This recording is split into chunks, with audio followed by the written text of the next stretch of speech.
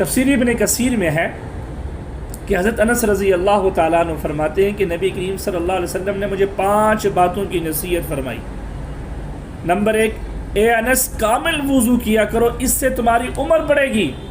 और दूसरा फरमाया, ए अनस जो भी मेरा उम्मती तुझे मिले उसको सलाम किया करो, इससे तुम्हारी नेकियों में इजाफ़ा होगा, तुम्हारी नेकियां बढ़ेंगी। और नंबर 3, घर में इस्लाम करके जाया करो, घर की खैरियत बढ़ेगी, घर में बरकत होगी। और नंबर 4, चाश्त की नमाज़ पढ़ते रहो। तुमसे पहले लोग जो अल्लाह वाले बन गए थे उनका यही तरीका था कि वो चाश्त की नमाज़ पढ़ते थे। और नंबर 5, ए अनस छोटों पर रहम किया करो, बड़ों की इज़्ज़त किया करो, क़यामत के दिन तू मेरा साथी होगा। यानी इस अमल की बरकत से क़यामत के दिन तुझे मेरा साथ